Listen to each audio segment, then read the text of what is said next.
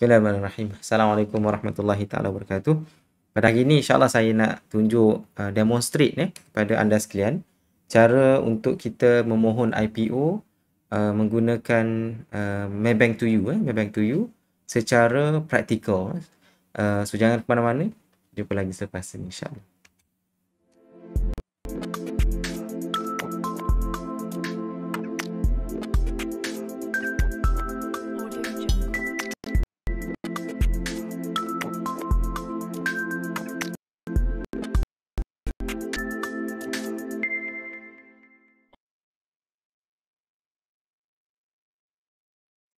Okay, so fokus kita pada hari ini adalah untuk kita membeli IPO yang akan disenaraikan di Bursa Malaysia. So saya pun tak ingat nama syarikat tersebut, tapi saya dah buat sedikit kajian lah. So saya rasa saya nak beli syarikat tersebut. Beberapa bahagian saham daripada syarikat tersebut lah. So hari ni kita nak demonstrate secara praktikal macam mana cara untuk kita apply. Mungkin ada yang masih baru tentang tentang saham ini.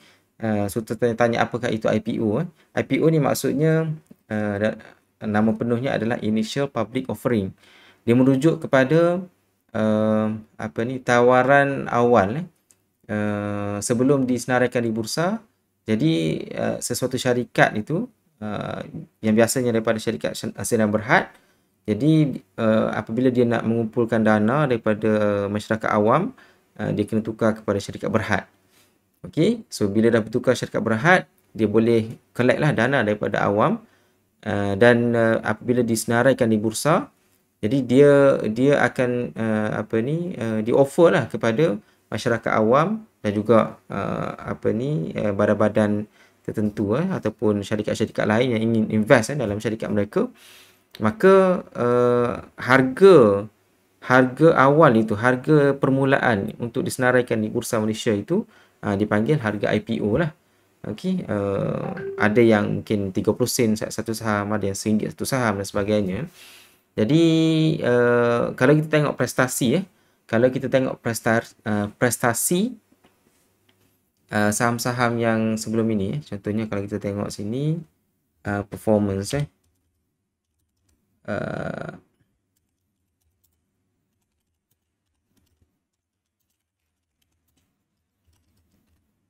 kalau kita boleh tengok performance sekejap, ada tak dalam ni ataupun kita tengok dekat image lah, biasanya ada. Mungkin complicated sikit nak fahamnya ni. Okey, kita tengok contohnya kita ambil yang latest kita ambil yang latest mungkin tahun ini. Okey, kita ambil yang ni.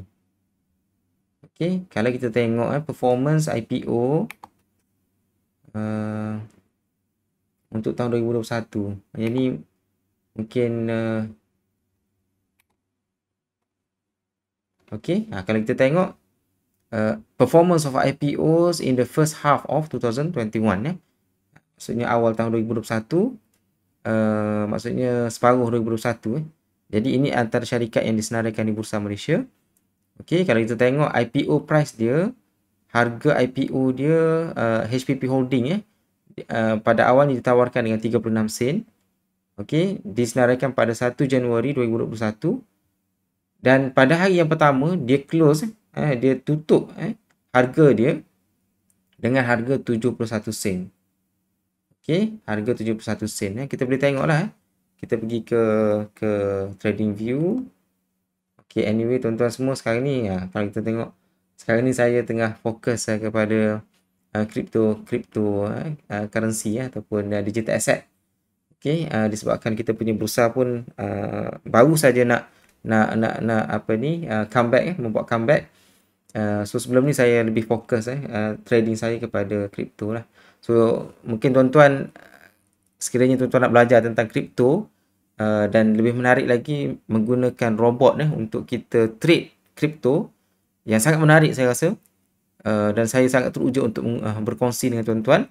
Sekiranya tuan-tuan ingin belajar tentang macam mana cara untuk kita trade crypto, so mungkin tuan-tuan boleh turunkan dalam ruangan komen. Sekiranya ramai nak belajar, insya-Allah saya akan buat video-video yang khusus lah berkenaan dengan cryptocurrency ataupun digital asset Jadi tadi saya cakap apa tadi? Sekejap kita tengok HPP Okey. Ini mungkin permulaan apa ni sebelum saya ni HPP holding Berhad pada hari yang pertama.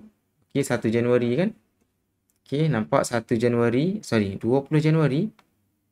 Kenapa dia kata 1 Januari ni? Date of listing 1 Januari. Okey, tapi dekat sini 20 Januari Wallahualam, saya pun tak pasti. Okey, so harga dia dia punya IPO price dia adalah 36 sen. 36 sen. Tapi harga pada hari yang pertama ditutup dengan harga 71 sen betul kan? Nampak 71 sen, betul lah. Okey. So just imagine kalau kita berjaya beli harga IPO ni dekat mana 36 sen? Sorry, 30 berapa sen tadi? 36 sen. Okey. 36 sen, katakanlah kita beli dekat 36 sen. Okey, dekat situ. And then kita jual pada hari yang pertama je. Okey. Katakanlah petang tu sebelum kaunter tutup Kalau di puncak sangat mungkin susah sikit lah. Mungkin susah kita nak jual dekat puncak sikit. Mungkin kita ambil dekat sini lah. So mungkin dalam 80%. Okey, dalam masa satu hari saja 80%. Just imagine. Inilah potensi-potensi yang ada dalam IPO yang mungkin jarang orang ataupun tak ramai orang sorry. Ya Allah Rabbi, saya tak share screen ni.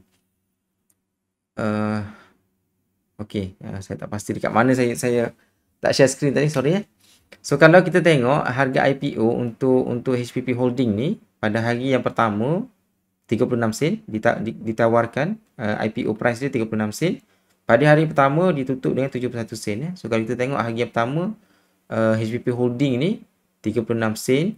So saya tengok dia punya ROI dia, kalau kita sempat jual sebelum close hari yang pertama pun kita dah dapat almost boleh dapat dah 90%.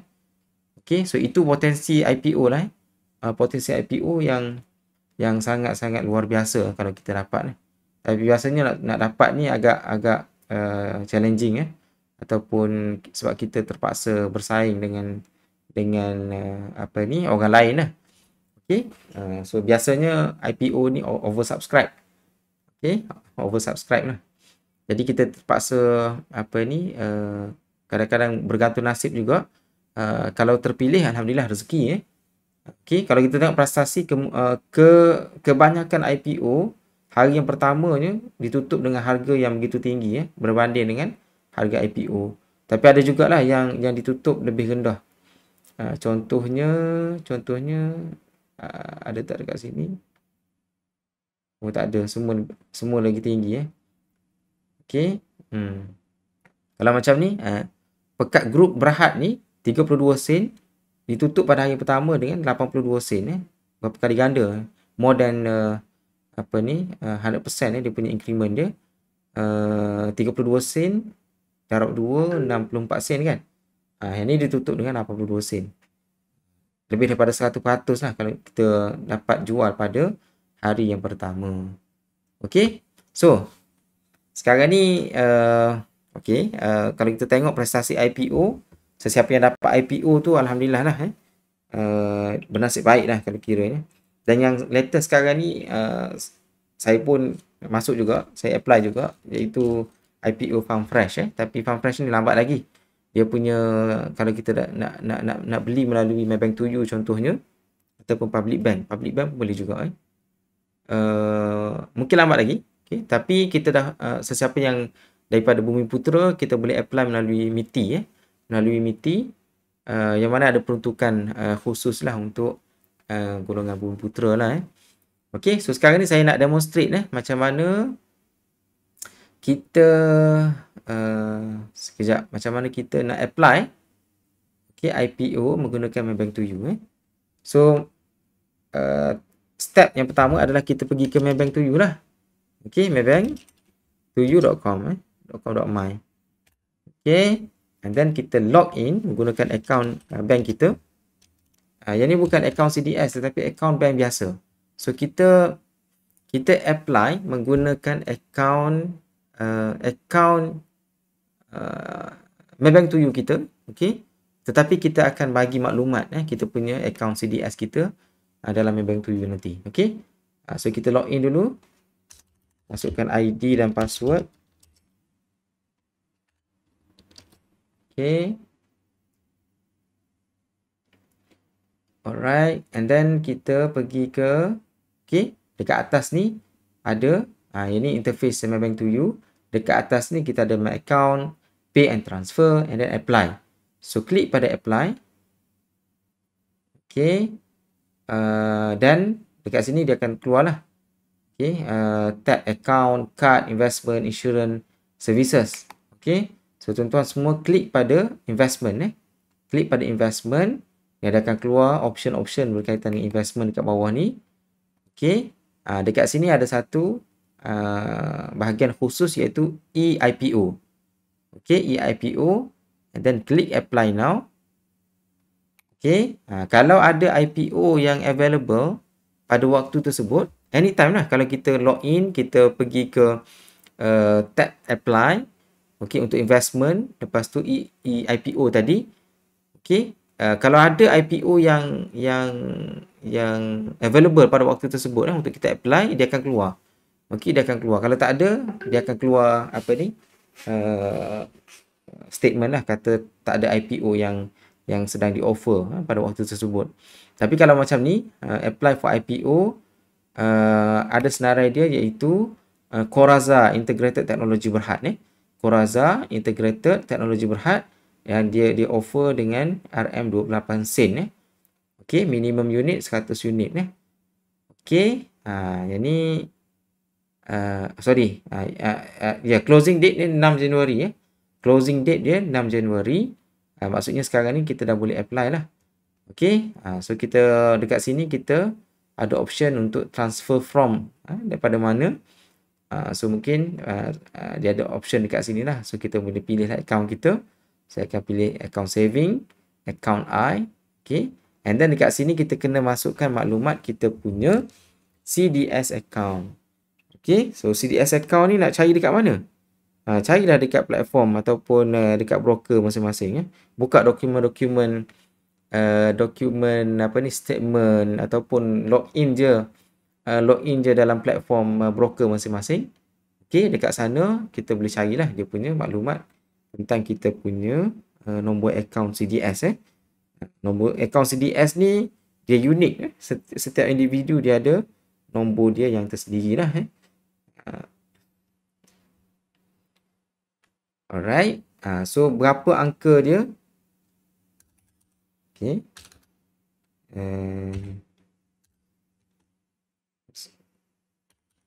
Sekejap saya masukkan dulu.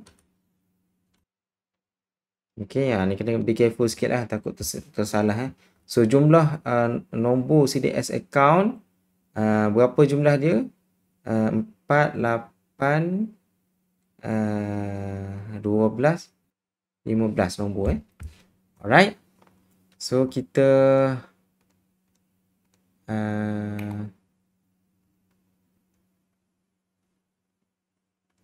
okey, pilih kita punya race kita.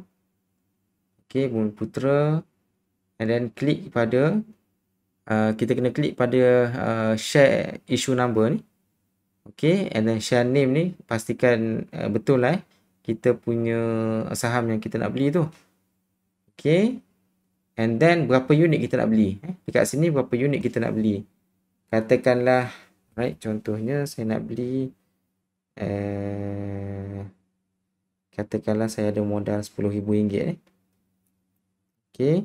Bahagilah dengan harga dia 0.28. So saya dapat 35,000 unit. 35,700. So klik je 357. Okey, ataupun 358 lah saya ambil. Right, dan klik I have read and agree with the document above. Okay, and then klik submit. Okey, 357 ni. 357. Okey, darab dengan 100 maksudnya kita nak 35,700 unit so kita type lah 357 darab dengan 100 sama dengan 35,700 unit. So saya dah baca. Okey, dan klik submit. Okey, so dia akan keluarlah butiran berkenaan dengan kita punya application kita dekat sini. Okey, maklumat-maklumat dia transfer to Qoraza bla bla bla. Nombor akaun CDS pastikan betul. Okey, dan maklumat-maklumat lain pun pastikan betul lah itu contoh dia. Check semua okey and then klik confirm. Alright, pastikan anda save receipt Okey.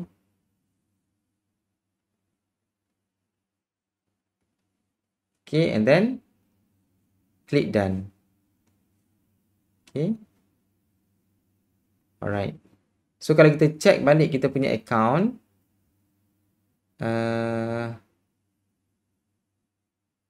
memang dia akan deduct terus lah. Okay, dekat account kita memang dia akan deduct terus. Okay, memang dia akan deduct, tapi tak semestinya berjaya lagi Kita punya permohonan ini kita mohon saja berapa unit yang kita nak, tapi belum berjaya. Nanti dia akan ada proses undi ballot dia akan adalah proses pengundian yang mana kalau kita berjaya nanti dia akan masukkan dalam kita punya akaun CDS nantilah waktu hari tersenarannya di Bursa Malaysia. Kalau tak berjaya, in case tak berjaya, dia akan masukkan balik amount yang sama yang kita apply tadi ke dalam kita punya account Maybank 7 kita. Okey, pada hari tersenarai di bursa, hari pertama disenaraikan di bursa. Okey, so saya kira itu saja cara untuk kita apply sesuatu IPO melalui Maybank 7. Okey. So saya percaya ada beberapa bank lain antaranya Public Bank dan juga bank-bank lain yang kita boleh apply IPO menggunakan akaun bank masing-masing. Okey, saya kira itu saja. Sekali lagi saya minta kepada rakan-rakan kita yang ingin belajar tentang cryptocurrency, macam mana kita nak trade kripto, okey, yang saya rasa sangat menarik. Bila saya belajar tentang kripto kan tuan-tuan, saya sangat teruja sebab dia punya chart dia sangat volatile, okey, dan lebih-lebih lagi kalau kita menggunakan robot. So kita boleh eliminate kita punya element of emosi yang kadang-kadang mengganggu kita punya decision kita. So itu sangat menarik So kalau sesiapa nak belajar tentang cryptocurrency ataupun digital asset, mungkin boleh turunkan komen di ruang komen. Kalau ramai orang nak, insya-Allah saya akan buat video-video yang khusus berkenaan dengan cryptocurrency. Saya pun tengah belajar lagi, okey. Tapi saya tak akan share benda yang saya tak buat dah lama dah, agak lama dah saya belajar tentang kripto ni dan insya-Allah kalau tuan-tuan nak belajar, saya akan cuba untuk hasilkan video-video berkaitan dengan cryptocurrency ataupun digital asset. Wallahu alam. Terima kasih tuan-tuan. Assalamualaikum warahmatullahi wabarakatuh. Jumpa lagi.